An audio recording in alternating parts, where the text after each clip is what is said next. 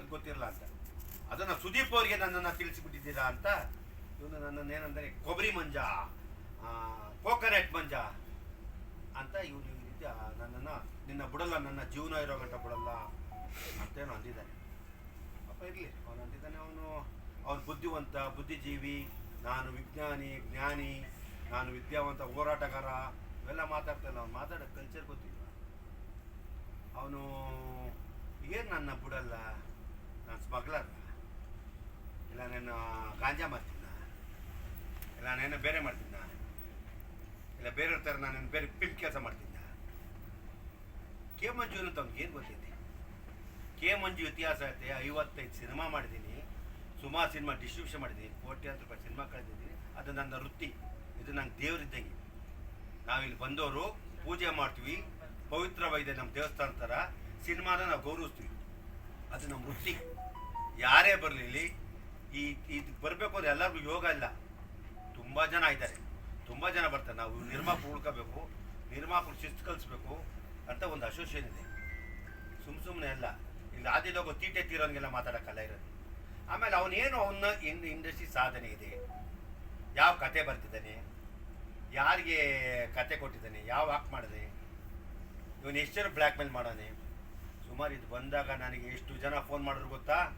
Sir ಅವ್ನು ಹಿಂಗಿದೆ, ಫ್ಯಾಮಿಲಿಗಳ್ದಿದೆ, ಆಮೇಲೆ ಇದೆಲ್ಲ ಹೇಳಿದೆ. ನಾನು ಹೇಳಿದೆ ಅವನು ವೈಯಕ್ತಿಕ ವಚನ ನನಗೆ ಬೇಕಾಗಿಲ್ಲ. ಅವ್ನು ಪರ್ಸ್ನಲ್ ಏನಾರು ಮಾಡ್ಕೊಳ್ಳಿ, ಅವ್ನು ಇಷ್ಟ ಯಾರನ್ನಾರು ಕರ್ಕೊಂಡು ಹೋಗಲಿ, ಅವ್ನು ಏನು ಕಂಡ ಮಾಡೋ ಸಪ್ಲೈ ಅದು ಅವ್ನು ಇಷ್ಟ, ನನಗೆ ಸಂಬಂಧ ಇಲ್ಲ. ನಾನು ಯಾಕೆ ಮಾತಾಡಬೇಕು? ನನ್ನ ಚಿತ್ರೋದ್ಯಮ ನನ್ನ ಮನೆ. ನಾನಿವತ್ತು ಕರ್ನಾಟಕ ಚಲನಚಿತ್ರ ವಾಣಿಜ್ಯದಲ್ಲಿ ಉಪಾಧ್ಯಕ್ಷ ನಮಗೆ ಗೆಲ್ಸಿದ್ದಾರೆ, ಆಯ್ಕೆ ಮಾಡ್ತೀನಿ. ನಿರ್ಮಾಪಕ ಕಷ್ಟ ಸುಖ ನನ್ನ ಕರ್ತವ್ಯ. ಅದರಿಂದ ಯಾರೇ ಆಗಲಿ ಈ ವಿಷಯದಲ್ಲಿ ಚಿತ್ರರಂಗದ ಬಗ್ಗೆ ಆಗಲಿ ಅಗೌರವ ಮಾತಾಡೋದು ನನಗೆ ಇಷ್ಟ ಆಗಲ್ಲ. ಆಮೇಲೆ ಕೆ ಮಂಜು ಅಂತ ನನಗೆ ಗೊತ್ತು. ನನ್ನ ಮಕ್ಳಿಗೆ ಒಳ್ಳೆ ತಂದೆ, ನಮ್ಮ ಬಂಧುಗಳಿಗೆ ಒಳ್ಳೆ ಕೆ ಮಂಜು ರಿಲೇಷನ್ನು, ಚಿತ್ರೋದ್ಯಮಕ್ಕೆ ಒಳ್ಳೆ ನಿರ್ಮಾಪಕ. ಅವನು ಇತಿಹಾಸ ತಗೊಳ್ಳಿ, ವಾಟ್ ಈಸ್ ಸಿ, ಅದು ಅವನು ವೈಯಕ್ತಿಕ, ನಾವು ಕೇಳೋಕೆ ಹೋಗಲ್ಲ. ಆಮೇಲೆ ನಾವು ಅದೇನಾರು ಅವನ ಬಗ್ಗೆ ಹಗುರವಾಗಿ ಅವನು ಪರ್ಸನಲ್ ಮಾತಾಡಿದೀವ, ಪರ್ಸನಲ್ ಮಾತಾಡಿದ್ರೆ ಯಾಕಪ್ಪ ನಾವು ಪರ್ಸನಲ್ ಮಾತಾಡೋದು ಕೇಳ್ಬೋದು, ತಪ್ಪೇನಿಲ್ಲ. ನಾವು ಮಾತಾಡೋದು ನಮಗೆ ಬೇಕಿಲ್ಲದಿರೋ ವಿಷಯ. ನಮ್ಮ ಚಿತ್ರೋದ್ಯಮದ ಬಗ್ಗೆ ನಾವು ಸಿನಿಮಾ ಬಗ್ಗೆ ಮಾತಾಡಿದೆ, ಕನ್ನಡ ಇದು ಯಾರು ಕೊಟ್ಟರು ತೋರ್ಸಪ್ಪ ಅಂತ ಹೇಳಿ ತಪ್ಪೇನು. ನೀನು ಬುದ್ಧಿವಂತ ಆಗ್ಬಿಟ್ಟು ನನಗೆಲ್ಲ ಗೊತ್ತಿದೆ, ನಾಲೆಡ್ಜ್ ಇದೆ ಅಂತ ಹೇಳ್ಬಿಟ್ಟು ಹೇಳಿದ್ರೆ ನಾನು ಫೋನ್ ಮಾಡಿ, ಅವ್ನು ನನ್ನ ಗೆಳೆಯ, ಕರೆಕ್ಟು ಫ್ರೆಂಡ್ ಆಗಿದ್ದ, ಗಿಳಿಯಾಗಿದ್ದ, ಕತೆ ಮಾಡು ಅಂತ ಹೇಳಿದೆ. ಆಮೇಲೆ ನೀನು ಕತೆ ಫ್ರೆಂಡು ಅಂತ ತಕ್ಷಣ ನೀನು ಕಂಡಮ್ ಕೊಡ್ತಾ ಬಿಟ್ಟಿದ್ರು ಅಂತ ಕತೆ ಹುಚ್ಚುನಾಯಿ ಕಚ್ಚೈತಾ?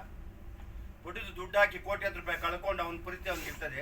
ತಪ್ಪದೇ ಮಾಡಿದ್ರೆ ಕಳೆದಿರ್ತೀವಿ, ನಮ್ಮ ಮನೆ ಬರ.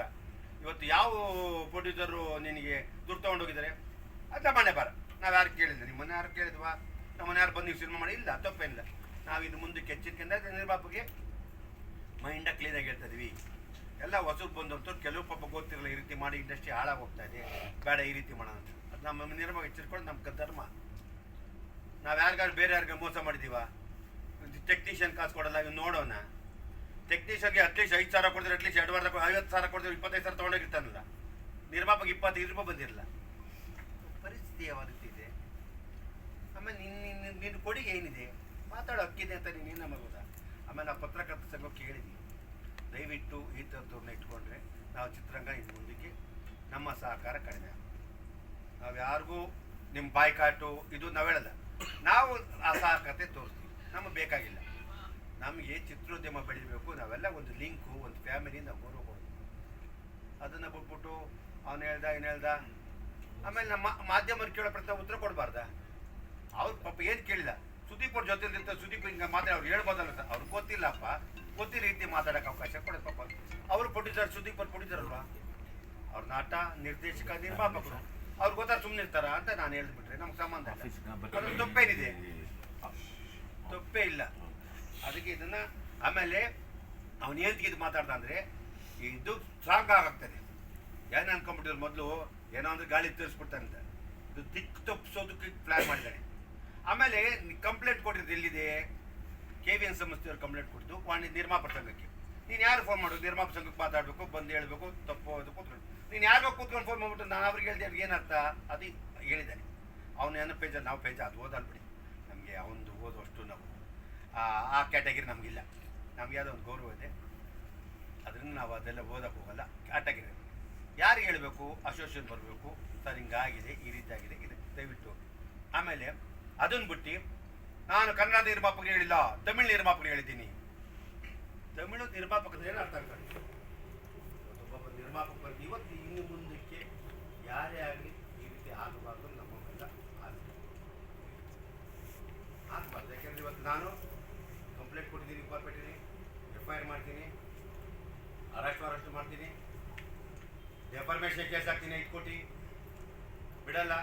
ಇನ್ನೂ 15 ಜನ ಪುಡಿದ್ರು ಹಿಡಿದ್ದಾರೆ. 15 ಜನ ಪುಡಿದ್ರು ಕಂಪ್ಲೇಂಟ್ ರೆಡಿ ಮಾಡ್ತಾ ಇದ್ರೆ ಏತಕ್ಕೆ ನೀನು ಬೆಲೆ ಕೊಟ್ಟು ಉಡ್ಸ್ಕೊಂಡಿದ್ಯಾ ನೀನು? ಯಾರೋ ಕೂತ್ಕೊಂಡು ಯಾರಿಗೋ ಫೋನ್, ಯಾರು ಇಲ್ಲಿ ಉದ್ಯಮದಲ್ಲಿ ಇಲ್ಲಿ ಯಾರು ದೊಡ್ಡವರಿಲ್ಲ,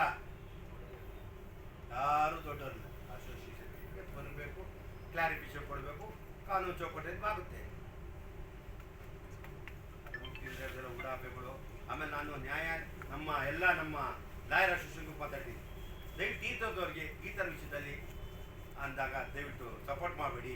ಈ ಥರ ಕೇಸ್ ಯಾರು ದಯವಿಟ್ಟು ಮನವಿ ಮಾಡ್ತಿದ್ದೀನಿ. ಯಾಕೆಂದರೆ ಒಬ್ಬ ನಿರ್ಮಾಪಕ ಒಂದು ಸಂಸ್ಥೆನ ಇಡೀ ಉದ್ಯಮನ ಕಟ್ತಾರೆ. ನಾವು ಇವತ್ತು ಯಾವ ಮಟ್ಟ ನಮ್ಮನ್ನು ಎಷ್ಟು ಸಿನಿಮಾ ಅಂದ್ರೆ ಎಷ್ಟು ಗೌರವ ಇದೆ. ಇವತ್ತು ಎಂಥವ್ರು ಬಂದಿದ್ದಾರೆ. ಇವತ್ತು ನಮ್ಮ ಸಿನಿಮಾ ಯಾವ ಮಟ್ಟ ಬೆಳೀತಾ ಇದೆ ಮಾಡಿದೆ. ನಾನು ಫೋನ್ ಇಲ್ಲ, ಇವನು ಯಾರ ಹತ್ರ ಕೆಲಸ ಮಾಡ್ತೇವೆ, ಹಿರಿಯ ಸ್ನೇಹಿತರು, ನನ್ನ ಸ್ನೇಹಿತರು ಬಾಸ್ ಹತ್ರ ಅವ್ರು ಫೋನ್ ಮಾಡಿದೆ. ಸಮಯ ನಿಮ್ಮ ಸ್ನೇಹಿತರಿಗೆ ಮಾಡೋರು ಒಂಚೂರು ಫೋನ್ ಮಾಡಿ ಕೇಳಿ. ಅವರು ಅಷ್ಟೇ ಒಬ್ಬರು ಇದ್ರು, ಅವ್ನಿಗೆ ಅರ್ಥ ಆಗಿತ್ತು, ಅವ್ರಿಗೂ ಫೋನ್ ಮಾಡಿದೆ. ಅಣ್ಣ ಹೇಳ್ತೀನಿ ನಾನು. ಆಮೇಲೆ ಎಲ್ಲ ಹೇಳ್ತಾರೆ, ಸರ್ ವಿಷಯ ಗೊತ್ತಾ ಸರ್ ಅಂದ್ರೆ ಏನಂದ್ರೆ ಅವ್ನೇನಾದ್ರು ನಿಮ್ಮ ಮನೆ ಹತ್ರ ಯಾರು ಇಟ್ಕೊಂಡು ಕರೆಕ್ಟಾಗಿ ಕ್ಲೋಸ್ ಆದರೆ ಫ್ಯಾಮಿಲಿ ಕೂಡ ಹಾಳಾಗುತ್ತೆ ಅಂತ ದಯವಿಟ್ಟು ಯಾರು ಇಟ್ಕೊಂಡ್ಬಿಡಿ. ನನಗೆ ಯಾಕೆ ಬೇಕಪ್ಪ? ಅವನೆಲ್ಲರೂ ಹೋಗಿ ಒಂದು ಕಡೆ ಕರೆಕ್ಟಾಗಿ ಇದ್ಬಿಟ್ಟಿದ್ರೆ ನಮ್ಗೆ ಯಾಕೆ ಬೇಕಪ್ಪ? ನಮ್ಗೆ ಬೇಕಿಲ್ಲ.